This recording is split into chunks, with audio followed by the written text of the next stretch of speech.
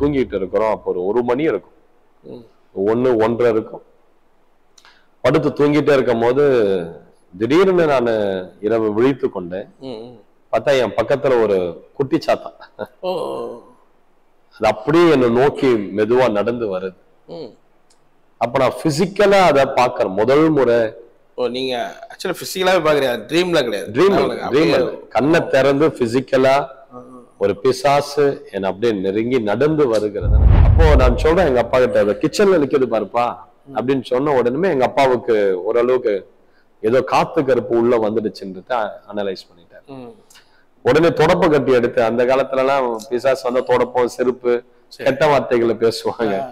எங்க அப்பா கெட்ட வார்த்தைகளை பேசி தொடப்பத்தை எடுத்து மாடியில வந்து கொட்டாங்குச்சி உருட்டி விடும். பிசாசு கொட்டாங்குச்சி உருட்டி விடும், கர கர கர கர கர கரன்னு உருட்டி விடும் சத்தமா. கொட்டாங்குச்சி உருட்டி விடும், அது கீழே கொட்டாங்குச்சி விழுற மாதிரி விடும், ஆனா இருக்காது. திரும்ப முதல்ல இருந்து ஸ்டார்ட் பண்ணும். எல்லாருக்குமே கேக்குமா? எங்க வீட்டுல எல்லாருக்குமே கேட்கும், எங்க அப்பா அம்மா எல்லாருக்குமே. இந்த டோர் தானா அப்படி ஓபன் ஆகும். ஓபன் ஆகி அந்த ட்ரீம்லயா? ட்ரீம் இல்ல, இதெல்லாம் ரியல், இதெல்லாம் ரியலா பார்ப்பேன். அந்த டோர் அப்படி தானா அப்படி ஓபன் ஆகி அந்த டிவிக்குள்ள இருந்து குட்டி சத்தம் குதிச்சு ஓடும். இதெல்லாம் நடந்தது.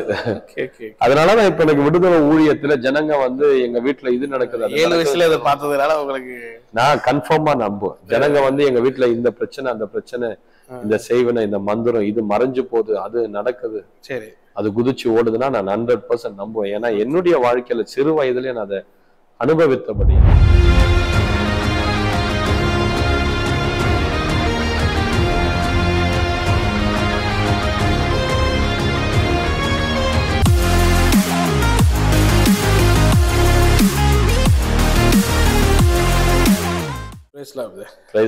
நல்லா இருக்கீங்களா? நல்லா இருக்கு. ரொம்ப நன்றி பிரதர், உங்களுடைய நேரத்தை ஒதுக்கி ஈடன் டிவிக்கு உங்களுடைய நேர்காணலை கொடுக்கறது ரொம்ப சந்தோஷம், மகிழ்ச்சி. ஸோ உங்களுடைய மினிஸ்ட்ரியை நம்ம பார்த்துட்டு வரோம். நிறைய கர்த்தர் இந்த டைம்ல டெலிவரன்ஸ் மினிஸ்ட்ரி ரொம்ப வல்லமையாக உங்களை பயன்படுத்திட்டு வர்றாரு. ஸோ உங்களுடைய ஆரம்ப நாட்கள் நீங்க கிறிஸ்துவை பின்பற்ற ஃபேமிலியிலேருந்து வந்தீங்களா இல்லை எப்படி தெரிஞ்சுக்கிட்டீங்க? நாங்க ஆக்சுவலா பக்கா இந்து. எங்க பாட்டி வந்து குறி சொல்றவங்க, எங்க அப்பா வந்து ஒரு முருகர் பக்தர். Okay okay okay. அப்ப எங்க குடும்பம் வந்து ரொம்ப ஆர்த்தடாக்ஸ் இந்து ட்ரெடிஷன்லயே ஊறி போன குடும்பம். அதாவது 3 வருஷத்துக்கு ஒரு முறை ஆடு வளர்த்து அதை கொண்டு போய் பலி செலுத்தி அந்த மாதிரி கோயில்ல பூஜைகள்லாம் செய்து அப்படி ரொம்ப பக்தி வைராக்கியம் நிறைந்த ஒரு குடும்பம் விக்கிரகத்தின் மேல். Okay okay. எங்க அம்மா சைடும் சரி அப்பா சைடும் சரி 2 பேருமே ரொம்ப அது விக்கிரகத்துல ஊறி போனவங்க தான். சின்ன வயசுல இருந்தே நீங்க அதை பார்த்துட்டு வரீங்க? ஆமா ஆமா, சின்ன வயசுல இருந்து எனக்கு அதன் மேல ஒரு ரொம்ப ஈர்ப்பு. விக்கிரகத்தின் மேல சின்ன வயசுல இருந்து எனக்கும் ஒரு ரொம்ப ஈர்ப்பான்றது. அந்த ஒரு பக்தி எனக்குள்ள சின்ன வயசுல இருந்து இருந்தது. அதனாலதான் என்னவோ தெரியல, பக்தி உள்ளவனை கர்த்தர் தமக்காக தெரிந்து கொள்கிறார். அப்போ அந்த மாதிரி ஒரு வாழ்க்கை அப்படி நல்லா தான் போயிட்டு இருந்தது, எந்த பிரச்சனையுமே இல்லாத இருந்தது. ஒரு நாள் எங்க ஃபேமிலிக்குள்ளேயே ஒரு சின்ன ஒரு சண்டை. எங்க தூரத்து சொந்தம் தான் அவங்களுக்கும் எங்க ஃபேமிலிக்கும் ஒரு சின்ன சண்டை ஆயிடுச்சு. அப்ப நான் ரொம்ப சின்ன பையன், ஒரு 2வது 3வது ஒரு 7 வயசு இருக்கும். அப்ப அந்த நேரம் அவங்க சண்டை ஆன உடனே எங்களுக்கு போய் மந்திரவாதம் பண்ணிட்டாங்க, மாந்திரிகம் பண்ணிட்டாங்க, செய்வனை பண்ணிட்டாங்க. செய்வனை பண்ணி ஒரு நைட்டு நாங்க என்ன பண்ணோம், எல்லாம் வீட்டுல படுத்து தூங்கிட்டு இருக்கிறோம். அப்போ ஒரு மணி இருக்கும், 1:30 இருக்கும். படுத்து தூங்கிட்டே இருக்கும் போது திடீர்னு நான் இரவு விழித்து கொண்டேன். பார்த்தா என் பக்கத்துல ஒரு குட்டி சாத்தான். அது அப்படியே என்னை நோக்கி மெதுவா நடந்து வருது. அப்ப நான் பிசிக்கலா அதை பாக்குறேன் முதல் முறை. நீங்க ஆக்சுவலா பிசிக்கலாவே பாக்குறீங்க, ட்ரீம்ல கிடையாது. ட்ரீம் கண்ணை திறந்து பிசிக்கலா ஒரு பிசாசு என்னை அப்படியே நெருங்கி நடந்து வருகிறத நான் பாக்குறேன். Okay okay. அதனுடைய அமைப்பு, அதனுடைய உருவம். பயந்துருப்பீங்களா? ரொம்ப பயந்துட்டேன். ஏன்னா அது ஒரு மனுஷனை பாக்குறது மாதிரியா இருக்கும். ஆனா அதை பார்த்த உடனே தெரியும் அது பிசாசுன்னு வந்து உங்களுக்கு அடையாளம் கண்டு கொள்ள முடியும். சரி. அது அப்படியே ஸ்லோ மோஷன்ல நடந்து வர மாதிரி என்னை நோக்கி நடந்து வர, நான் சின்ன பையன் தான் இல்லையா, அப்போ அலறி கத்திட்டான். கத்துன உடனே எங்க அப்பா எழுந்து ஓடி வந்து என்னாச்சு என்னாச்சுன்னு கேக்குறாரு. அப்ப நான் சொல்றேன், இங்க குட்டிச்சாத்தான் நின்றுட்டு இருந்ததுன்னு சொல்றேன். ஏன்னா அப்ப இந்த மைடியர் குட்டிச்சாத்தான் படம் புதுசு. நாங்கெல்லாம் இப்ப சினிமா தியேட்டர்ல போய் குடும்பமா பார்த்துட்டு அந்த மாசம் ஃபுல்லா எங்க வீட்டுல நாங்க பெட்ஷீட்டை போத்திக்கிட்டு குட்டிச்சாத்தான் அதுன்னு சொல்லிட்டு ஒருவரை அப்படி விளையாடிக்கிட்டு இருக்கிறோம். பாரு, நீ தான் குட்டிச்சாத்தான், நான் தான் குட்டிச்சாத்தான், அப்படி அப்படியே ஓடி வந்து அவங்கள பயம் பொறுத்துறதும் ஒருத்தர் பயம் பொருத்தி அந்த டைம்ல தான் இந்த விஷயமும் நடக்குது. அப்போ அதை நான் கத்துன உடனே அது வந்து அதே ஃபோர்ஸ்ல அப்படியே ஓடுது, தப்ப தப்ப தப்பன்னு ஓடி போய் எங்களுடைய பூஜை அறையில தான் அது ஓடுது. ஓடி போய் ஒரு பீரோ மூலையில அப்படி எகிரி ஒரு ஜம்ப் பண்ணிச்சு, மறைஞ்சு போச்சு, அவ்வளவுதான். அப்போ எங்க அப்பா எழுந்து வந்து என்னாச்சுன்னு கேட்க, நான் சொன்னேன், இந்த மாதிரி இந்த இடத்துல ஒரு பிசாசு நின்றுட்டு இருந்தது, குட்டிச்சாத்தான் நின்றுட்டு இருந்தது. எங்க அப்பாவுக்கு அது நம்பிக்கை இல்லை. எங்க அப்பா நான் சொன்னேன், இல்ல நீ கனவு பார்த்திருப்ப அப்படின்னு. அதாவது நான் அப்ப பார்த்துன்றது எங்க அப்பாவுக்கு நம்பிக்கை இல்லாத கனவு ஏதோ கண்டிருக்கிறேன்ற மாதிரி. அந்த மாதிரி பயப்படாத கனவு. அதுக்குள்ள எங்க அம்மா எழுந்து என்னை தூக்கி மடியில வச்சுக்கிட்டாங்க. எங்க அப்பா போய் அந்த பூஜை ரூம்ல கேண்டில் லைட் பண்றாரு, விளக்கு கொளுத்துறாரு. கரண்ட் வர இல்ல அப்ப அந்த சூழ்நிலை. விளக்கு கொளுத்துறாரு. பார்த்தா எங்க ஹால்ல இருந்து படுத்துட்டு பூஜை ரூமையும் பார்க்கலாம், கிச்சனையும் பார்க்கலாம். அப்போ இது பூஜை ரூம்ல ஓடுது, எங்க அப்பா அங்க கேண்டில் கொளுத்துறாரு. பார்த்தா கிச்சன்ல அப்படி நிக்குது. ஆனா யாருக்கும் தெரியல, உங்களுக்கு மட்டும், என் கண்ணுக்கு மட்டும் தான் தெளிவா தெரியும். ஏன் எனக்கு தான் பண்ணியிருக்கிறாங்களோ என்னவோ எனக்கு தெரியல, என் கண்ணுக்கு மட்டும் அது ரொம்ப தெளிவா தெரியும். அப்போ நான் சொல்றேன் எங்க அப்பா கிட்ட, கிச்சன்ல நிக்குது பாருப்பா அப்படின்னு சொன்ன உடனே எங்க அப்பாவுக்கு ஓரளவுக்கு ஏதோ காத்து கருப்பு உள்ள வந்துடுச்சுன்றத அனலைஸ் பண்ணிட்டாரு. உடனே தொடப்ப கட்டி எடுத்து, அந்த காலத்துல எல்லாம் பிசாசு வந்தா தொடப்பம் செருப்பு கெட்ட வார்த்தைகளை பேசுவாங்க. எங்க அப்பா கெட்ட வார்த்தைகளை பேசி தொடப்பத்தை எடுத்து அந்த கிச்சனுக்குள்ள ஓடி போய் எல்லாத்தையும் அடிச்சுட்டு கெட்ட வார்த்தையா திட்டுறாரு. அது வெளியே போகும்னு சொல்லிட்டு அப்போ சொல்லுவாங்க அந்த மாதிரி.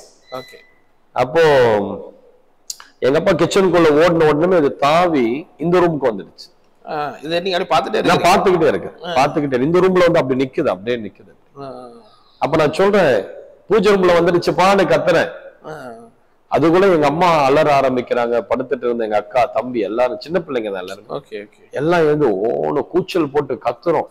எங்க அப்பா எல்லாத்தையும் அடிக்கிறாரு. அந்த பயத்தை எங்களுக்குள்ள இருந்து எடுக்க, அதை வெளியே துரத்தணும்னு சொல்லிட்டு எங்க அப்பா தொடப்பத்தை எடுத்து எல்லாத்தையும் அடிக்கிறாரு. வீட்டுல அடிச்சு குடம்லாம் கீழே தள்ளி விட்டுட்டாரு. அவருக்கும் அறியாமையே அது ஒரு அல்லக்கழிப்பாயிடுச்சு ஃபேமிலிக்குள்ளே. அந்த மாதிரி எங்க அப்பா நான் பூஜை ரூம்ல இருக்குதுன்னு சொன்னோமே திரும்பி இந்த ரூமுக்கு ஓடி வர்றதுக்குள்ள அது இந்த ரூமுக்கு வந்துடும். அப்படி மாறி மாறி மாறி மாறி டிஸ்அப்பியர் ஆகி அப்பியர் ஆகும். அந்த இரவு இன்னும் கூட மறக்க முடியாது. அந்த பயம் எனக்கு வந்து கிட்டத்தட்ட நான் ஒரு 12வது படிக்கிற வரைக்கும் கூட அந்த பயம் என்னை விட்டு போகவே இல்லை. அந்த பயம் அப்படியே இருந்தது எங்க போனாலும். இது அன்னைக்கு எப்படி அது நைட்டு தூங்கிட்டீங்களா? அதுக்கப்புறம் இந்த சம்பவம் நடந்துகிட்டு இருக்கும் போது அந்த கத்துன அந்த கூச்சல் போட்டது எல்லாமே பக்கத்து தெரு, எங்க வீட்டினுடைய பக்கத்து வீடு எல்லாமே, எதிர் வீடு எல்லாமே எழுந்து வந்துட்டாங்க. சரி, ஒரு 10-20 பேர் எழுந்து வந்துட்டாங்க. அவங்க என்ன நினைச்சாங்க, யாரோ திருட ஏதோ உள்ள போந்துட்டான், அதனாலதான் இவ்வளவு சத்தம், எல்லாரும் சேர்ந்து கத்துறாங்க அப்படின்னு சொல்லிட்டு அவங்க கட்டை எல்லாத்தையும் தூக்கிட்டு வந்துட்டாங்க. கதவை திறந்த உடனே அது போயிடுச்சு. அதே நேரத்தை எங்க எதிர் வீட்டுல இருக்கிற ஒரு அம்மா, சாமி ஆடுற ஒரு அம்மா, வயசான, அவங்க மேல அந்த நேரம் பார்த்த சாமி வந்து அவங்க சரியா அந்த நேரத்துல அப்படியே சாமி ஆடிக்கிட்டு வந்து எலுமிச்சை பழம், குங்குமம், திருநீர் எல்லாம் கொண்டு வந்து கற்பூரத்தெல்லாம் ஏத்தி சாமி ஆடி என் தலையை பிடிச்சு ஒரு உலுக்கி, இதெல்லாம் நடந்ததா நீங்க நைட்டு? என் தலையை பிடிச்சு ஒரு உலுக்கி அதுக்கப்புறம் அப்படியே கற்பூரத்தை கையில ஏந்திக்கிட்டு அப்படியே ஓடுறாங்க. எங்க வீட்டுக்கு பின்னாடி ஆக்சுவலா ஒரு குட்டை ஏரி, அத அப்படியே அங்க அந்த திசை நோக்கி ஓடுறாங்க. அதுக்கப்புறம் ஓடிக்கிட்டு வந்து அப்படியே சாமி ஆடிக்கிட்டே தண்ணி குடிச்சிட்டு விழுந்துட்டாங்க. அதுக்கப்புறம் தான் நிறைய பேர் சொன்னாங்க, இல்ல அந்த காத்து கருப்ப இந்த சாமியை போய் துரத்தி விட்டுட்டு வந்தது அப்படின்னு சொல்லி. அதுக்கப்புறம் கொஞ்ச நேரம் கழிச்சு எல்லாரும் போயிட்டாங்க. போயிட்டதுக்கு அப்புறம் எங்க அப்பா என்னை கட்டி பிடிச்சிட்டு படுத்து வச்சுட்டார். அப்படி படுத்து என்ன ஹக் பண்ணிக்கிட்டார், பெட்ஷீட் எல்லாம் போத்திக்கிட்டாரு. எனக்கு உடம்பு குளிர் ஜுரம் தாங்கல, தூக்கி தூக்கி தூக்கி தூக்கி போடுது. எங்க அப்பா நான் அப்படியே நெருக்கி கட்டி பிடிக்கிறாரு, முடியல.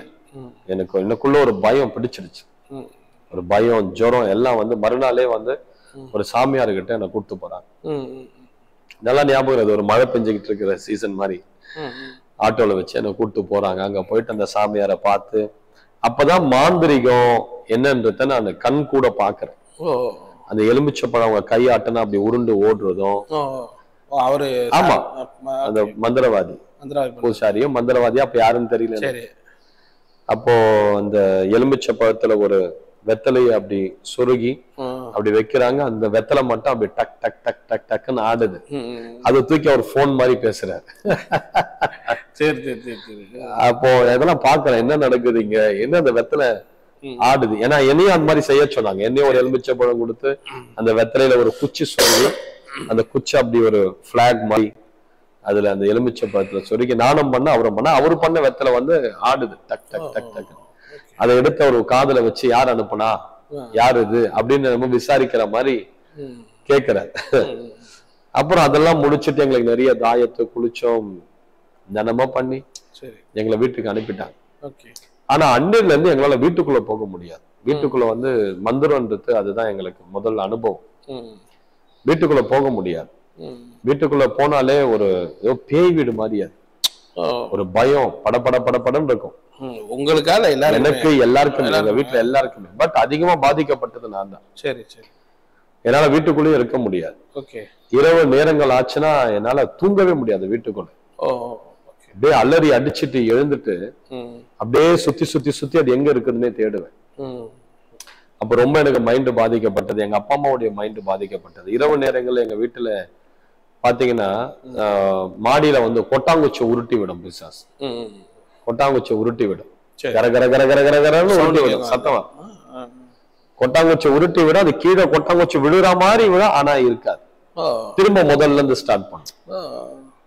எல்லாருக்குமே கேக்குமா? எங்க வீட்டுல எல்லாருக்குமே கேட்கும். எங்க அப்பா அம்மா எல்லாருக்குமே கேட்கும். அதுக்கப்புறம் காது பக்கத்துல காயின் டிராப் பண்ண சத்தம். அதுக்கப்புறம் சின்ன மணியை போட்டா அது டக் டக் டக்குன்னு சத்தம். அந்த மாதிரி எல்லாருக்குமே இரவு நேரம் ஆனா காது பக்கத்துல ஏதோ விழுற மாதிரி சத்தம். முடிய பிடிச்சு இழுக்கிறது, காலை பிடிச்சு இழுக்கிறது. எங்க அப்பா அம்மா எல்லாருக்குமே ஒரே சொப்பனம் வரும். ஒரே சொப்பனம், கிச்சன்ல இருந்து அப்படியே யாரோ சாமி ஆடிக்கிட்டு அப்படியே ரத்தமா அப்படி வெளியே வரா மாதிரி, அந்த மாதிரி எல்லாருக்குமே பயங்கரமான சொப்பனம். அப்போ என்ன இங்க படுக்க முடியாத, என்ன நைட் நேரத்துல ரொம்ப அலறன்னு சொல்லிட்டு பக்கத்து வீட்டுல படுக்க வைப்பாங்க. அங்க படுக்க வச்சா அவன் பக்கத்துல படுத்திருக்கிற பையன் அவன் நடுராத்திரில இருந்து அப்படியே நாக்கெல்லாம் ரத்தமா தொங்க போட்டுக்கிட்டு காதெல்லாம் வளர்ந்து அப்படி கண்ணெல்லாம் வெளியே வந்து அப்படி எனக்கு பயங்கரமான சொப்பனங்கள். இதெல்லாம் பிசாசு தான். அங்க இருந்து என்ன எங்க பெரியப்பா வீட்டுக்கு அனுப்புனாங்க. அங்கேயும் பாத்தீங்கன்னா அதே மாதிரி தான். இரவு அங்கேயும் அந்த பிசாசு வந்துடும். வந்துட்டு எனக்கு தூங்கவே விடாது. அந்த 7 வயசுல இந்த பார்த்த அந்த பிசாசு வந்து அப்படியே கண்டினியூ ஆகிட்டு இருக்கு. ஆமா, இதெல்லாம் நடக்குது 6 மாசத்துல நடக்குது. Okay okay okay. இந்த பிசாசு வந்து ஒரு 6 மாசத்துக்கு இந்த பிரச்சனைகள்லாம் எனக்கு கண்டினியூ ஆகும். ஓகே. என்னால எங்குமே நிம்மதியா தூங்க முடியாது, ஸ்கூல்ல படிக்க முடியாது, ஒரு பயமா இருக்கும். இரவு நேரங்கள்ல சாலிடர், அப்ப வந்து சாலிடர் டிவி வச்சிருந்தோம். அந்த டோர் தானா அப்படி ஓபன் ஆகும். ஓபன் ஆகி அந்த ட்ரீம்ல இதெல்லாம் ரியல், இதெல்லாம் ரியலா பார்ப்பேன். அந்த டோர் அப்படி தானா அப்படி ஓபன் ஆகி அந்த டிவிக்குள்ள இருந்து குட்டி சத்தம் குதிச்சு ஓடும். இதெல்லாம் நடந்தது. அதனாலதான் இப்ப எனக்கு விடுதலை ஊழியத்துல ஜனங்க வந்து எங்க வீட்டுல இது நடக்குது. 7 வயசுல இதை பார்த்ததுனால உங்களுக்கு நான் கன்ஃபார்மா நம்புவேன். ஜனங்க வந்து எங்க வீட்டுல இந்த பிரச்சனை, அந்த பிரச்சனை, இந்த செய்வனை, இந்த மந்திரம், இது மறைஞ்சு போகுது, அது நடக்குது, சரி, அது குதிச்சு ஓடுதுன்னா நான் 100% நம்புவேன். ஏன்னா என்னுடைய வாழ்க்கையில சிறு வயதுல நான் அதை அனுபவித்தபடியால அந்த பயம், அந்த ஒரு நடுக்கம், மைண்ட் எல்லாம் அப்படியே கட்டப்பட்டிருக்கும். சோ சில நேரங்கள்ல வந்து திக்குவாய் மாதிரி ஆயிடுச்சு எனக்கு. சில நாட்கள் எனக்கு ரட்சிக்கப்பட்ட வரைக்கும் அந்த திக்கு நாவு இருந்தது. அந்த முதல் அந்த டைம்ல இருந்து எனக்கு அது ஸ்டார்ட் ஆயிடுச்சு. அந்த ஒரு திக்கு நாவு எனக்குள்ள, ஸ்டாமரிங் டங்குன்னு சொல்லுவாங்க இல்லையா, அது எனக்கு ரட்சிக்கப்பட்ட வரைக்கும் அந்த கட்டு இருந்தது என்னுடைய நாவல. என்னால சரியா பேச முடியாது, திக்கி திக்கி திக்கி திக்கி தான் பேசும். சோ அதுக்கப்புறம் இந்த பிரச்சனை ஒரு 6 மாத காலங்கள் இப்படியே போய்கிட்டு இருந்தது. எங்களால வந்து வீட்டுல இருக்க முடியல. எங்க வீட்டுக்குள்ள பாத்தீங்கன்னா பிசிக்கலாவே ஒரு மேகம் இருக்கும், ஒரு கரு மேகம். அப்படியே வீட்டுக்குள்ள ஃபுல்லா சூழ்ந்து இருக்கும். வீட்டுக்குள்ள பார்த்துட்டு அது எல்லாரும் பார்க்கலாம், வீட்டுல இருக்கிற எல்லாரும் பார்க்கலாம், வெளியே இருந்து வரவங்களும் பார்ப்பாங்க. ஓகே. ஒரு கரும் மேகம்.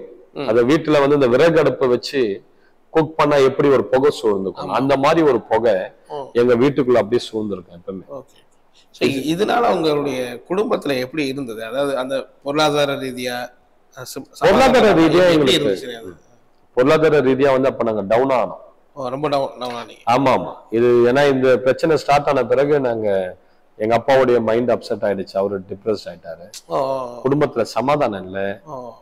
இது என்ன பிரச்சனைன்றத கண்டுபிடிக்கவே எங்களுக்கு முடியல. நிறைய பூசாரிகளை வர வச்சு அவங்களுக்கு நிறைய பணங்க. ஏன்னா ஒரு பூஜை செய்யணும்னு சொல்லிட்டு வருவாங்க. செஞ்சுட்டு அவங்க பல 1000 ரூபாய் வாங்கிட்டு போவாங்க. அதனால பணம் எல்லாம் சால்வ் ஆகும். பணம் எல்லாம் கரைய ஆரம்பிச்சோம். சரி சரி சரி. ஓகே. அப்ப இந்த பிரச்சனை எங்களுக்கு அடிக்கடி அந்த பிசாசை நான் பார்க்க ஆரம்பிச்சிட்டேன். அதுக்கப்புறம் வீட்டுக்கு வெளியே இருக்கும், வீட்டுக்குள்ள வந்துடும். சரி. குதிச்சு ஓடும், மொட்டை மாடியில. இது வந்து நீங்க செய்வனை உங்களுக்கு வைக்கப்பட்டதுனால நடந்த? ஆமா.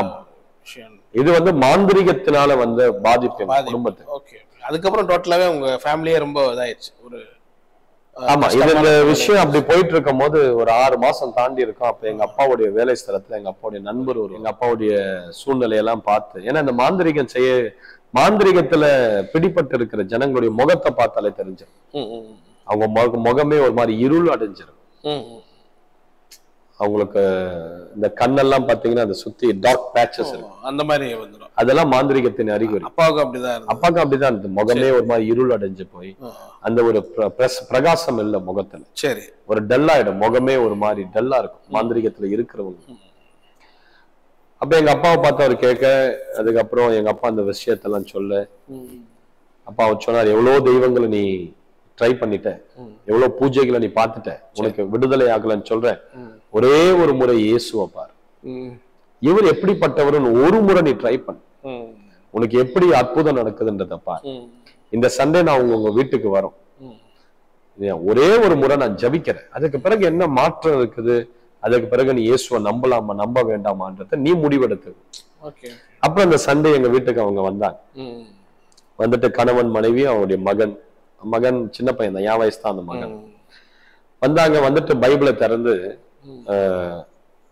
பைபிள்ல இயேசு எப்படிலாம் அற்புதம் செஞ்சார், எவ்வளவு பிசாசுகளை துரத்தினார், வியாதிகளை சுகமாக்கினார், என்னென்னலாம் அவர் செய்தார், அவரை நம்பின ஜனங்க எப்படிலாம் வாழ்ந்தாங்க, நம்பிக்கை இல்லாத ஜனங்களுக்கு எல்லாம் எப்படி நம்பிக்கையை கொடுத்தார், மரண தருவாயில இருக்கிற ஜனங்களை எப்படி கட்ட அறுத்தார், அவருடைய வசனத்தால எப்படி நம்ம திடப்படுத்துகிறார், தேற்றுகிறார், எல்லாத்தையும் உட்காந்து வரும். 20 நிமிஷம் 1/2 மணி நேரம் தான் பேசினார். பட் அது எஃபெக்டிவா இருந்தது. சொல்லிட்டு இப்ப நான் ஜெபிக்க போகிறோம், நீ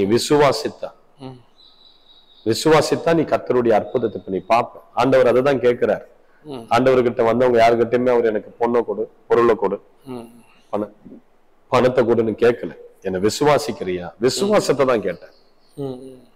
இப்போ நான் உங்களை பார்த்து கேட்கிறேன், நீங்க என்ன, நீங்க ஆண்டவரை விசுவாசிக்கிறீங்களா? நாங்க அப்பா அம்மா வேற வழி கிடையாது, நம்புறோம்னு சொல்லணுமே. அவரு ஒரு 10 நிமிஷம் ஜபிக்கிறார். எஃபெக்டிவான பிரேயர். அது இன்னும் ஞாபகம் இருக்கு. நல்லா கண்ணை மூடி ஒரு வார்ஃபேர் மாதிரி, ஒரு யுத்தம் செய்யற மாதிரி இயேசுவின் நாமத்தை சொல்லி ரத்தத்தை சொல்லி ஜெபிக்க ஜெபிக்க ஜெபிக்க ஜெபிக்க அந்த நேரமே பாத்தீங்கன்னா எங்க வீட்டுக்குள்ள அப்படியே ஒரு மாற்றத்தை நாங்க உணர்கிறோம். ஆமா ஆமா, ஜெபம் பண்ணும் போதே ஒரு மாற்றம். சரி, அப்பவே தெரியுது அந்த மந்திர கட்டெல்லாம் உடைகிறது. அப்பவே எங்களுக்குள்ள ஃபீலிங், அந்த ஃபீல் வருது. அதோட அவர் ஜெபம் பண்ணிட்டு போனாரு பாருங்க. அந்த ஜெபத்துக்கு பிறகு அந்த மேகெல்லாம் டிஸ்போஸ் ஆயிடுச்சு, அதெல்லாம் போயிடுச்சு.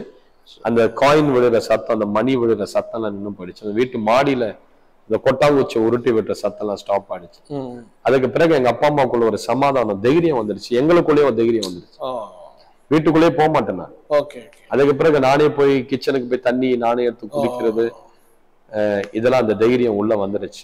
அந்த பிரேயருக்கு அப்புறம் அதுக்கப்புறம் நாங்க ஒரு 2 மாசம் பக்கத்து வீட்டுல ஒருத்தவங்க கிறிஸ்தவங்க தான், அவங்க மூலியமா ஒரு சபைக்கு போயிட்டு இருந்தோம். ஒரு 2 மாசம் தான் அது நீடிச்சது. அதுக்கு பிறகு நாங்க திரும்ப பழைய விக்கிரக ஆராதனைக்குள்ளேயே வந்துட்டு. என்ன காரணம்னா வழி நடத்த ஆட்கள் இல்லை. சரி, சத்தியத்துல வழி நடத்த ஆட்கள் இல்லை. அப்பா அம்மா போனாங்க, ஏதோ ஒரு ஜபம் செய்தி, அவ்வளவுதான். அவங்களுக்கு அது புரிஞ்சதோ புரியலையோ, சரி, ஒரு 2 மாசத்துக்குள்ள அவங்களுக்குள்ள திரும்பி ஒரு சோர்வு, ஒரு திருப்தி இல்லை. அந்த கரெக்டா கைட் பண்ண ஆட்கள் இல்லாததுனால இது நடுவுல எங்க பாட்டி வந்து குறி சொல்றவங்க, எங்க அம்மாவுடைய அம்மா. அவங்க மாறலாம் அப்படியே அவங்க அப்படியேதான். சரி.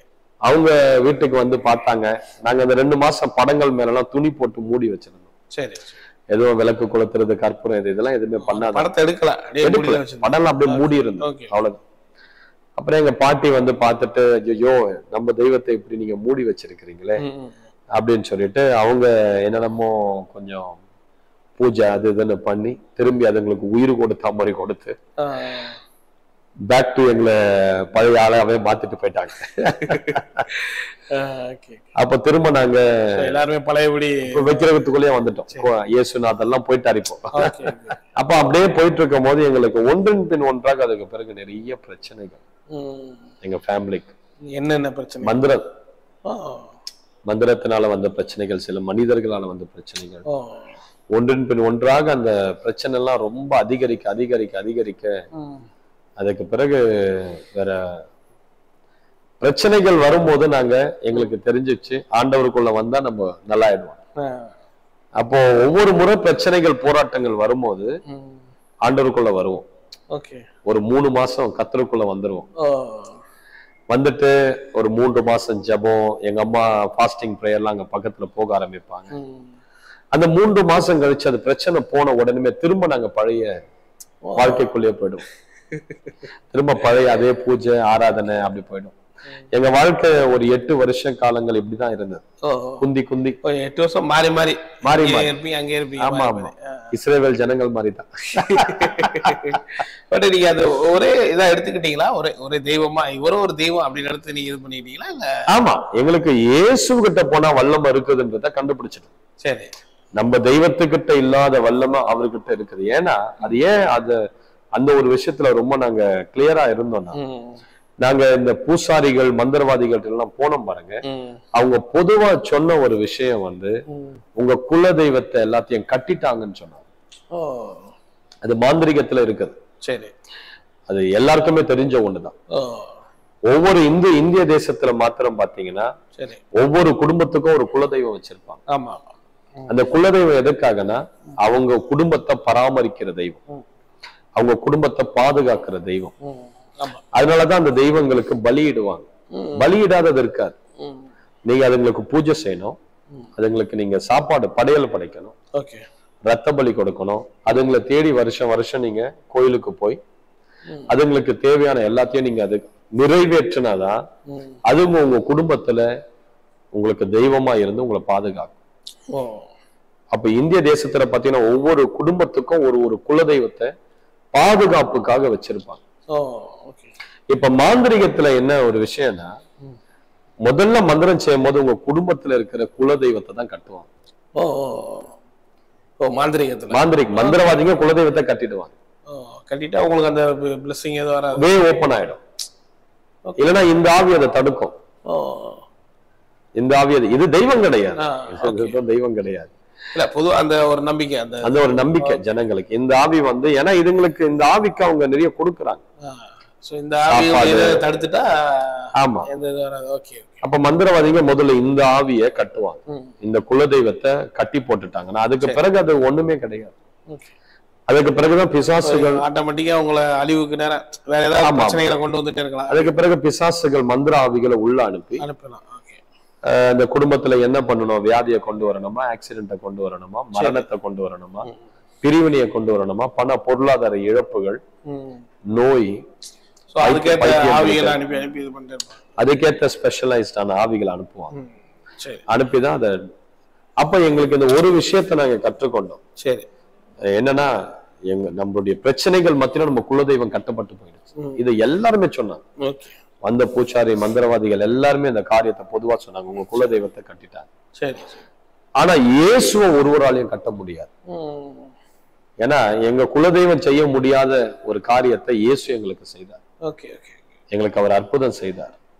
குடும்பத்தை தூக்கி எடுத்தார். அவர் யாருன்னு எங்களுக்கு தெரியாது. அவர் எங்க தெய்வமும் கிடையாது. அவரை குறிச்ச அறிவும் கிடையாது. அவரை தேடி நாங்க போனதும் கிடையாது. ஆனா ஒரே நிமிடத்துல நொடி பொழுதுல அவரை நோக்கி கூப்பிட்ட உடனே அவ்வளோ பெரிய ஒரு விடுதலை. அவ்வளோ மாசமா இருந்த ஒரு மந்திர கட்டது இயேசுவின் நாமத்துக்கு அது உடைஞ்சு ஓடுது. அப்போ எங்களுக்கு ஒரு விஷயம் எங்க அப்பா அம்மாவுக்கு எங்களுக்கு எல்லாம் ரொம்ப கிளியரா தெரிஞ்சது. நம்ம தெய்வத்துக்கிட்ட இல்லாத வல்லமை நம்ம தெய்வம் அல்லாத இயேசு கிட்ட இருக்கு. அந்த மாதிரி நீங்க பிலீவ் பண்றீங்க. அதுக்கப்புறம் உங்க லைஃப்ல என்ன? அதுக்கப்புறம் ஒரு முறை பிரச்சனை வரும்போதும் இந்த பிரச்சனையை அவரால் மட்டும்தான் தீர்க்க முடியும்னு தெரிஞ்சு அதான் திருப்பி இங்க வருவீங்க, மாறி திரும்பி நாங்க ஒரு 3 மாசம் 6 மாசம் ஆண்டவருக்குள்ள போய் அவரை தேடுறதும் அந்த மாதிரி இருந்தது. இது எத்தனை வருஷம் இந்த மாதிரி? இது கிட்டத்தட்ட ஒரு 7-8 வருஷம். 7-8 வருஷம். உங்களுக்கு ஒரு 14 வயசு வந்துடுச்சு. அப்ப எனக்கு ஒரு 15 வந்துருச்சு, 14-15 வந்துருச்சு. அப்ப இந்த மாதிரி இந்த சூழ்நிலைகள் அப்படியே போயிட்டே இருக்கும் போது ஒரு முறை எங்க அம்மா ரொம்ப சிக்காயிட்டாங்க. ஒரு மந்திரத்தினால எங்க அம்மாவுக்கு நெஞ்சு வலி வந்து ஒரு 1 இயர் வந்து படுத்த படுக்கையாயிட்டாங்க. ரொம்ப எழுந்துக்க முடியாத இருதய நோய் வந்துடுச்சு. சரி. ஆனா ஹாஸ்பிட்டல் போய் செக் பண்ண டாக்டர்ஸ் எல்லாமே நல்லா இருக்குன்னு தான் சொல்லுவாங்க. ஆனா வீட்டுக்கு வந்தா எங்க அம்மா துடிப்பாங்க. அவங்களால எந்த வேலையும் செய்ய முடியாது. டாக்டரால கண்டுபிடிக்க முடியல. என்ன மந்திரங்கள் செயல்படும் போது டாக்டரால கண்டுபிடிக்கவே முடியாது. எல்லாமே நல்லாதான் இருக்கும். ஆனா அந்த உறுப்பை தாக்கி கொண்டிருக்கிறது பிசாசு. இருதயம் நல்லாதான் இருக்கும். ஆனா அவங்க இருதயத்தின் மேல ஏதோ ஒரு 30 கிலோ மூட்டையை தூக்கி வச்சா மாதிரியே இருக்கும். அந்த இருதயத்தின் மேல ஒரு பிரஷர் இருந்துகிட்டே இருக்கும். உடம்புல எங்கேயாவது ஒரு வலி ஸ்கேன் பண்ணி பார்க்கும் போதெல்லாம் ஒண்ணுமே இருக்காது. மாந்திரிகத்துல இருக்கிறவங்களுக்கு ஸ்கேன் பண்ணி பார்க்கும் போது அந்த உறுப்புல ஒண்ணுமே இருக்காது, கிளியரா இருக்கும். ஆனா அந்த இடத்துல உங்களுக்கு வலி இருந்துகிட்டே இருக்கும். அந்த மாதிரி அப்போ எங்க அம்மா ஒரு 1 இயர் வந்து மரண படுக்கையில இருக்கிறாங்க. சரி. மரண படுக்கையில ஒரு நாள் நான் ஸ்கூலுக்கு போகும்போது என்னை கூப்பிட்டே சொல்லிட்டாங்க, நீ வருவதுக்குள்ள நான் செத்து போயிடுவேன்னு சொல்லிட்டாங்க. நான் எங்க அம்மாவை கட்டி பிடிச்சிட்டு ஓன்னு அழறேன். எங்க அம்மா என்ன கட்டி பிடிச்சிட்டு நடக்கலாம் முடியாது எங்க அம்மாவால. எங்க வீட்டுல பாத்திரம் துவைக்க கூட பக்கத்து வீட்டுல இருந்து யாராவது வந்துதான் செய்யணும். சரி சரி சரி. ஒரு டிஃபன் செஞ்சு கொடுக்கறதா கூட எதிர் வீட்டுல இருந்து வந்துதான் செய்யணும்.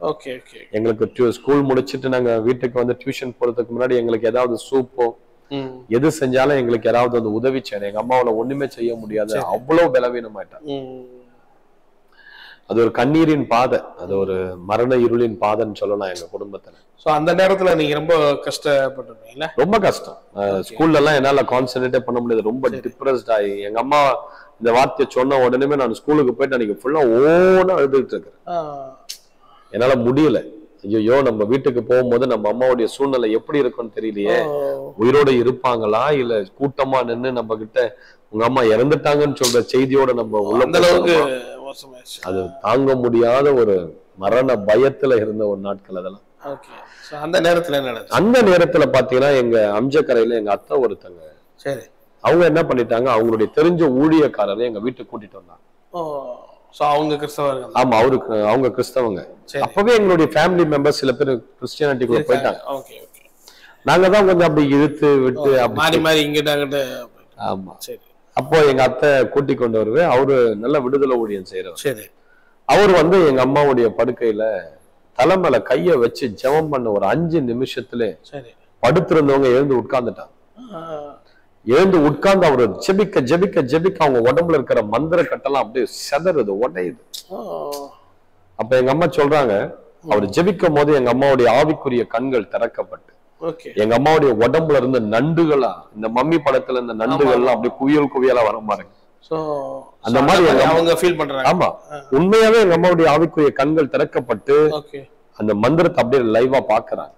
Not physically, spiritually. எங்க அம்மாவுடைய உடம்புல இருந்து அப்படியே நண்டுகள் வெளியே வந்து தலையில இருந்து எல்லாம் குதிச்சு வீட்டு வாசல் வழி எல்லாம் வெளியே ஓடுகிறது அப்படியே பார்த்திருக்கு. அந்த நொடி பொழுது எங்க அம்மா கம்ப்ளீட்டா ஹீல் ஆயிட்டாங்க. வேர்த்து கொட்டி அவ்வளவு மாசமா இருந்த அந்த வலி நோய் எல்லாம் சரி எங்க அம்மாவுக்கு அப்பவே சரி. அப்ப அங்க இருந்தீங்களா? நான் அப்ப ஸ்கூல்ல இல்ல. அப்ப நான் ஸ்கூல் முடிச்சிட்டு வீட்டுக்கு பயத்தோட வந்துட்டு வரும்போது பார்த்தா எங்க அம்மா உட்காந்து காய்கறி அரிஞ்சிட்டு இருக்கிறாங்க. சரி, 1 வருஷமா நான் அப்படி பார்க்கல. ஆனா அன்னைக்கு பார்த்தா எங்க அம்மா சமைக்கிறாங்க. அதுக்கு பிறகு அந்த பாஸ்டர் திரும்ப எங்க வீட்டுக்குள்ள வர வச்சு அவர் இப்போ ஒரு நாள் ஃபாஸ்டிங் இருந்து எங்க வீட்டுல சில விக்கிரகங்கள்லாம் வெளியே கோயில் மாதிரிலாம் சின்னதா கட்டி அதை இதுன்னு வணங்கிட்டு இருந்தோம். சில மரங்கள்லாம் அவர் வெட்டி ஜெபம் பண்ணி வெட்டி சில இதெல்லாம் இடிச்சு போட்டு எங்க அப்பா எல்லாருக்கும் ஜெபிக்கிறாரு எங்க தலைமையில கைய வச்சு. என் தலைமையில கைய வைத்து ஜெபிக்கும் போது இந்த பையன் ஒரு பாஸ்டர் ஆவா அப்படின்னு சொல்லி ப்ராஃபட்டிக்கா பேசினார். அது எல்லாருக்குமே அது மைண்ட்ல ஏறிடுச்சு. சோ அதுக்கப்புறம் ஆண்டவருக்குள்ள இன்னும் கொஞ்சம் படிப்படியா முன்னேறி வந்துட்டோம். ரொம்ப கொஞ்சம் கிட்ட வந்துட்டோம், ரட்சிக்கப்பட க்ளோஸா வந்துட்டோம். ஆனாலும் ரட்சிக்கப்படல. இன்னும் எங்க வீட்டுல விக்கிரகம் அந்த எல்லாம் பழைய மாதிரிதான் அப்படி இருக்குது, எதுவும் மாறல. ஆனா கர்த்தர்கிட்ட நம்ம நெருங்கி வருகிறது தெரிஞ்சது. அப்போ குடும்பத்துல ஒரு சமாதானம் இல்லாத ஒரு சூழ்நிலை, ஒரு வெறுமை, எல்லாருக்குள்ளயும் ஒரு வெறுமை, ஒரு சமாதானம் இல்லாத சூழ்நிலை. அப்போ ஒரு நாள் எங்க குடும்பமா உட்கார்ந்து இந்த தூர்தர்ஷன் பார்த்துக்கிட்டு இருக்கோம். அப்ப அதுல ஐயா பெர்க்மன்ஸ் ஃபாதருடைய ஒரு சாங், என் ஆத்துமாவும் என் சரீரமும் என் ஆண்டவருக்கே சொந்தம், இனி வாழ்வது நான் அல்ல எனக்குள் இயேசு வாழ்கிறார். அந்த ஒரு பாடலை எங்க குடும்பமா நாங்க உட்கார்ந்து கேட்கும் போது அதுல ரொம்ப ஈர்க்கப்பட்டோம். அந்த ஒரு 5 நிமிஷம் பாடல் அதை கேட்ட முடிச்ச உடனே எங்க அப்பா சொல்லிட்டாரு, நம்ம இனி ஆண்டவருக்குள்ள முழுமையா போயிடலாம்னு சொல்லி ஒரு டெசிஷன் எடுத்துட்டோம். அந்த பாட்டு கேட்ட அந்த ஒரு பாட்டு எங்களுக்குள்ள ரட்சிப்பை கொண்டு வந்தது. அந்த பாட்டுல அவ்வளவு அந்த வார்த்தைகள், அந்த வசனங்கள், அது ஒரு பெரிய எங்களுக்கு ஒரு இருதயத்தை அப்படி உயிர்ப்பிச்சது எல்லாருக்குமே. அந்த 5 minute சாங் தான். அவ்வளவு வருடங்களா உன்னப்படி என்னப்படின்ற மாதிரி ஓடின அந்த வாழ்க்கை, குந்தி இதுக்கும் அதுக்கும் டூ அண்ட் ஃப்ரோ இருந்த வாழ்க்கை, அந்த ஒரு பாட்டு அந்த கட்டை உடைச்சு நாங்க கர்த்தருக்குள்ள பாட்டு முடிஞ்சதுக்கு அப்புறமே டோட்டலா எல்லாருமே அந்த பாட்டு முடியும் போது எங்களுடைய பழைய வாழ்க்கை, விக்கிரக வாழ்க்கை முடிஞ்சிடுச்சு. எல்லாத்தையும் எடுத்து, ஆமா, அதோட ஃபைனல். இது இனி நம்ம கர்த்தருக்குள்ளதான் அப்படின்னு சொல்லி அந்த வசனங்கள் எல்லாம் இருதயத்துல அவ்வளவா ரீஜெனரேட் பண்ணிடுச்சு. அப்பா அம்மாவுடைய சிந்தையெல்லாம் மாற்றி ஒரு அந்த ரட்சிப்பின் பூரணத்தை கொண்டு வந்ததுன்னு சொல்லலாம் அந்த ஒரு பாட்டு. அதனாலதான் இன்னைக்கு கூட ஃபாதருடைய பாட்டு எங்களுக்கு ரொம்ப பிடிக்கும். ஏன்னா அந்த பாட்டுல எவ்வளவு பேர் தொடப்படுறாங்க, ஆசீர்வதிக்கப்படுறாங்க. அந்த நேரம் அம்மா உடம்பு சரியில்லாம இருந்துச்சு, அப்ப என்னாச்சு? அந்த நேரம் எங்க அம்மா ஹீல் ஆயிட்டாங்க. அந்த பாட்டு ஒரு பாட்டுல இல்ல அந்த பாஸ்டர் வந்து எங்களுக்காக ஜெபம் பண்ணும்போது அந்த நேரமே எங்க அம்மா அப்பவே விடுதலை ஆயிட்டாங்க. விடுதலை ஆயிதான் இந்த பாஸ்டர் கூப்பிட்டு, அதே பாஸ்டர் கூப்பிட்டு இன்னும் அந்த சில கட்டுகள் எல்லாம் உடைச்சு எடுத்து, அதுக்கப்புறம் இந்த பாட்டு கேட்டதுக்கு அப்புறம் தான் அதுக்கப்புறம் இந்த பாட்டு கேட்டதுக்கு அப்புறம் தான் நாங்க முழுமையா கர்த்தருக்குள்ள வர எங்களுக்கு உதவியா இருந்தது. அப்போ உடனே பக்கத்துல ஒரு பாஸ்டரை கூட்டிக்கிட்டு வந்து அவருடைய கையாலே அந்த வீட்டுல இருக்கிற அந்த பழைய பொருட்கள் எல்லாத்தையுமே எடுத்து தூக்கி போட்டு முழுமையா வந்து எங்க அப்பா அம்மா ஞானஸ்தானம் எடுத்துட்டாங்க. அப்போ கூட சொந்தக்காரங்க எல்லாம் என்ன சொன்னாங்க?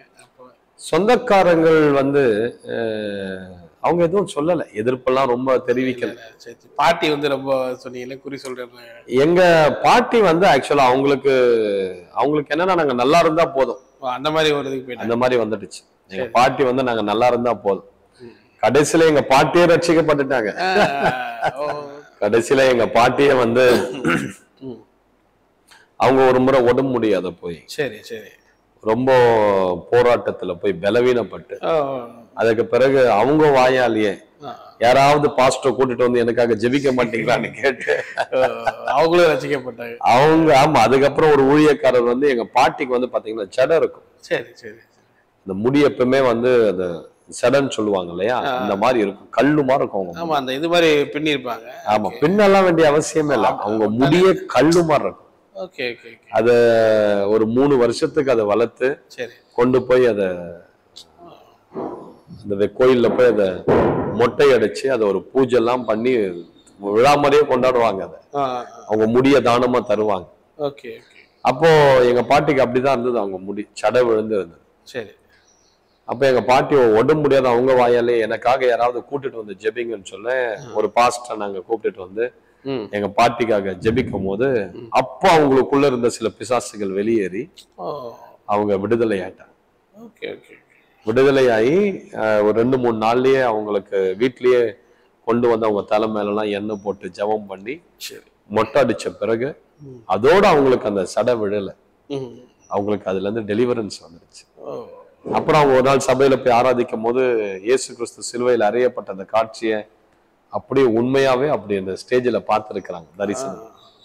இன்னும் அவங்களுக்குள்ள அது அதிகமா விசுவாசத்தை கொண்டு வந்து அதுக்கப்புறம் அவங்க ஞானஸ்தானம் எடுத்து நல்லபடியா அவங்க இறந்துட்டாங்க, போய் சேர்ந்துட்டாங்க. ஸோ இது உங்க லைஃப்ல என்ன நடந்துச்சு? அதுக்கப்புறம் அம்மாவுடைய இது பாட்டு கேட்குறீங்க ஆண்டவருக்குள்ள. இது நாங்க அதுக்கப்புறம் ஆண்டவருக்குள்ள முழுமையா வந்துட்டோம். சரி, முழுமையா வந்த பிறகுலாம் போக ஆரம்பிச்சிட்டோம்.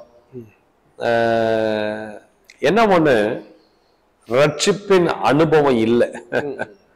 இயேசு அறிவுபூர்வமான தெய்வமா மாறிட்டார் எங்களுக்கு, அவ்வளவுதான். சரி, இயேசு அறிவுபூர்வமான தெய்வம், இவருதான் தெய்வம்னு அறிவு போயிட்டு இருந்தீங்க அந்த மாதிரி. ஆமா, சர்ச்சுக்கு போயிட்டு இருந்தோம். ஆனா உண்மையாவே அந்த ஆண்டவருக்குள்ள அந்த ஈர்ப்பு, அந்த க்ளோஸ் ரிலேஷன்ஷிப் வித் ஜீசஸ் இது இல்லை. பரிசுத்த ஆவியானுடைய அந்த க்ளோஸ் வாக் யாருக்குமே எங்களுக்கு இல்லை. அது அப்படியே கொஞ்ச நாள் போக்குல அப்படியே நான் திரும்ப உலகத்துக்குள்ளேயே போயிட்டேன். உலகத்துக்குள்ள போயிட்டீங்கன்னா இப்ப காலேஜ் படிக்கிற டைம்ல அப்படியே திரும்பி உலக வாழ்க்கை ஃப்ரெண்ட்ஸுங்களோட சேர்ந்து சரி நிறைய கொஞ்சம் உலகத்தனமான காரியங்களை செய்வேன். உலக வாழ்க்கைன்னா என்ன மாதிரி? நான் வந்து எனக்கு பாக்ஸிங்னா ரொம்ப பிடிக்கும்.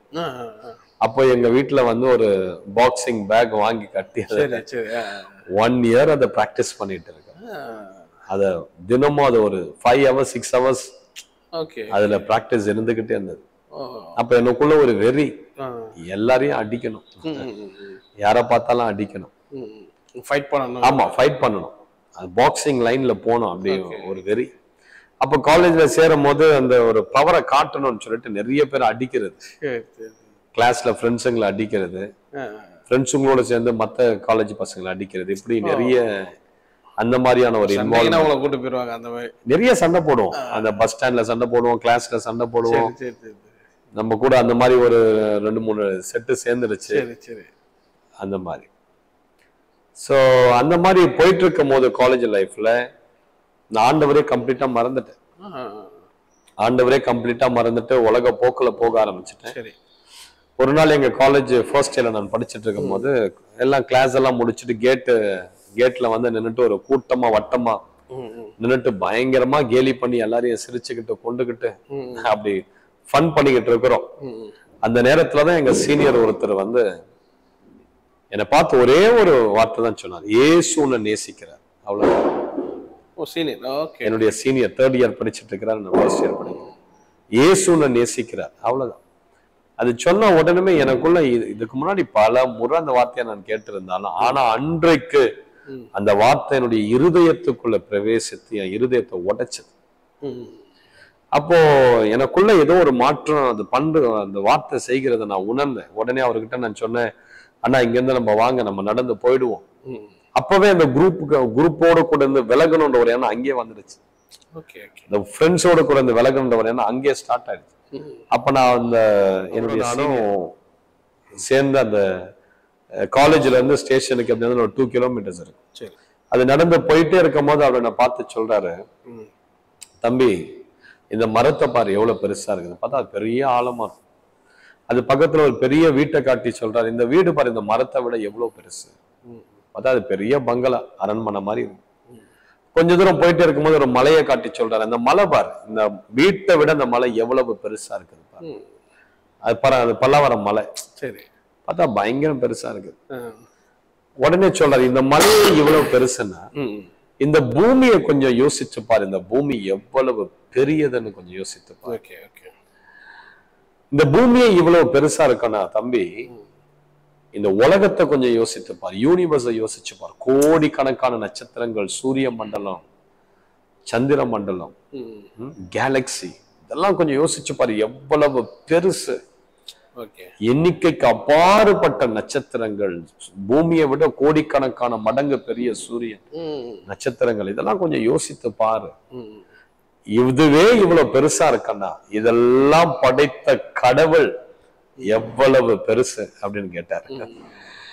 அவ்வளவு பெரிய தெய்வம், அவ்வளவு பெரிய ஆண்டவர், சர்வ வல்லவர் உனக்காக, உன்னுடைய அன்பிற்காக, உன்னை பாவத்திலிருந்து மீட்டு எடுத்து அவருடைய பிள்ளையா மாற்றணும்னு சொல்லி கல்வாரி சிலுவையில நிர்வாணமா அடிபட்டு நொறுக்கப்பட்டு உனக்காக தன் ஜீவனை கொடுத்து அந்த சிலுவையிலிருந்து கேட்கிறாரு, நீ என்ன நேசிக்கிறியான்னு உன்னை பார்த்து கேட்கிற, நீ என்ன சொல்ல போறன்னு கேட்ட உடனே தான் அங்கதான் ஆண்டவருடைய உண்மையான அன்பு எனக்குள்ள அப்ப பயங்கரமா இறங்கி, ஆண்டவருடைய அன்பால தொடப்பட்ட அந்த ரோட்டிலே நான் அப்படியே கதறி அழுறேன்.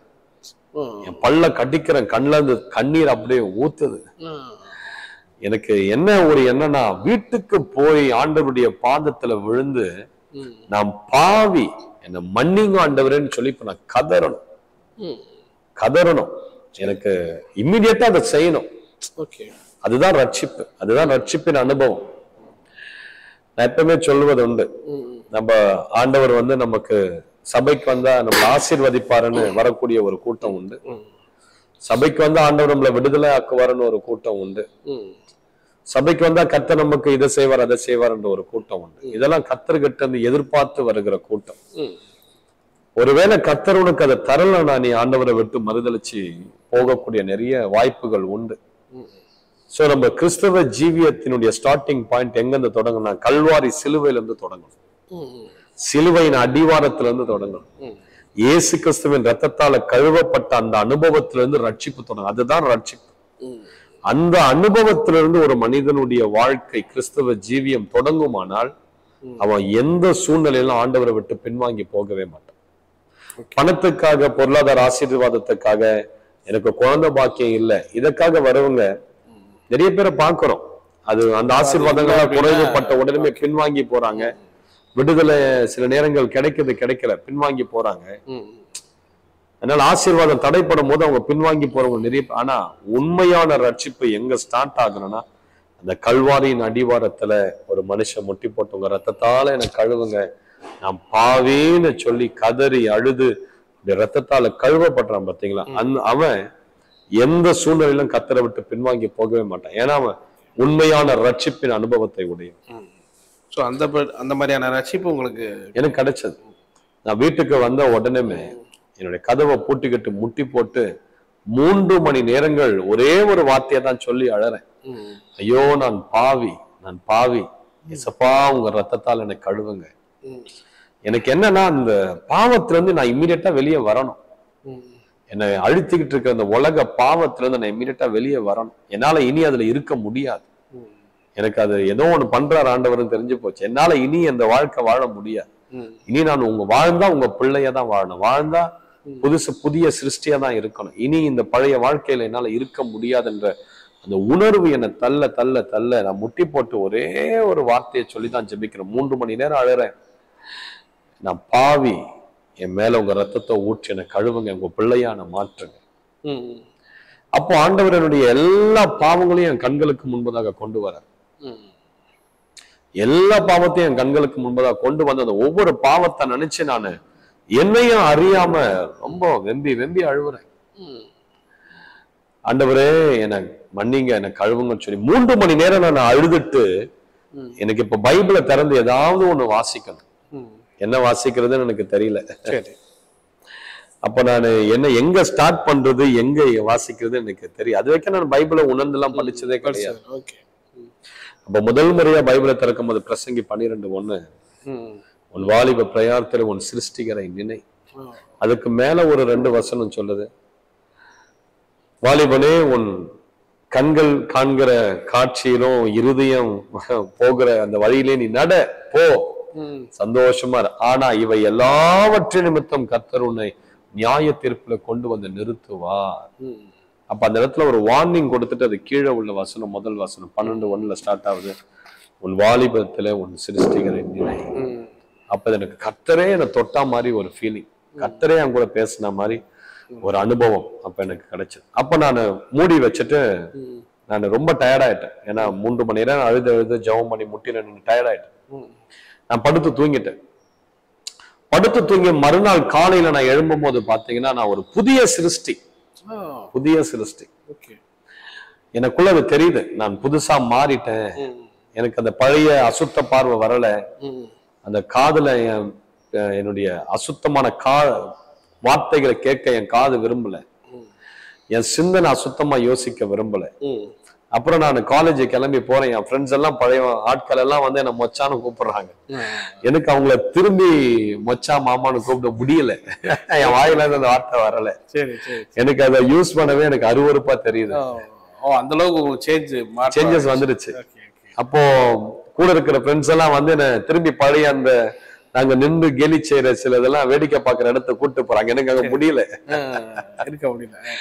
முடியல. திரும்ப அந்த அந்த அண்ணனை போய் சந்தித்து திரும்ப பிரேக் பீரியட்லாம் ஆண்டவரை பத்தி கேட்கணும், அறிந்து கொள்ளணும், இந்த ஆர்வம் தான் எனக்குள்ள அதிகமா ஓடுது. அதுக்கப்புறம் பாக்ஸிங்லாம் இருந்தது, அதெல்லாம் போயிடுச்சு. அவ்வளவுதான். அன்னைக்கு என்னைக்கு கர்த்தர் என்ன தொட்டாரு அன்னைக்கு பழையவைகள் எல்லாம் ஒழிந்தன. அவ்வளவுதான், ஒழிஞ்சு போச்சு. அப்போ நான் திரும்ப எனக்குள்ள ஒரே ஒரு எண்ணம், திரும்ப வீட்டுக்கு போய் நம்ம எப்ப ஜெபம் பண்ணுவோம். அப்ப நான் காலேஜ் முடிச்ச உடனே அந்த கூட்டத்தெல்லாம் ஃப்ரெண்ட்ஸ் கேங்ல எல்லாம் பிரிஞ்சு தனியா வீட்டுக்கு ஓடி வரேன். வந்துட்டு திரும்ப ரெடி ஆகி ஆண்டவருடைய சமூகத்துல போய் 3 மணி நேரம் இப்ப திரும்ப ஜெபிக்கிறேன். ஜெபம் பண்ணா எனக்கு அது பத்தல. இன்னும் ஆண்டவரோட கூட நெருங்கி நடக்கணும், இன்னும் ஆண்டவரோட கூட உறவாடணும், ஆண்டவரை பார்க்கணும்ன்ற ஒரு வெறி வந்துடுச்சு. எப்படிப்பட்டவர் இவரு, இவர் எவ்வளவு அழகானவர், இவருடைய வல்லமன், நம்மளை நேசிக்கிறாரு, அவருடைய அன்பு எவ்வளவு பெருசு, அதை ருசிக்கணும்ன்ற ஒரு வெறி தாகம். 3 மணி நேரம் ஜெபம் பண்ணிட்டு படுத்து தூங்கிட்டேன். திரும்பி காலையில அதிகாலையில 3 மணிக்கெல்லாம் எழுந்து திரும்ப 3 மணி நேரம் ஜெபிக்கிறேன். அப்படி ஜெபிக்க ஜெபிக்க ஜெபிக்க ஜெபிக்க இப்ப ஆண்டவர் என்னோடு கூட சொப்பனத்துல இடைப்படுகிறார். சரி, ரொம்ப இனிமையான நாட்கள் அதெல்லாம். அப்ப நான் ஜெபம் பண்ண ஃபர்ஸ்ட் டைம் உங்களுக்கு அந்த சொப்பனத்துல, ஆமா, அதுதான் முதல் முறையா கர்த்தர் வந்து எனக்கு ஒரு சொப்பனத்துல தோன்றி அவருடைய 2வது வருகையை குறிச்சு எனக்கு ஒரு காரியத்தை காட்டினார். அப்போ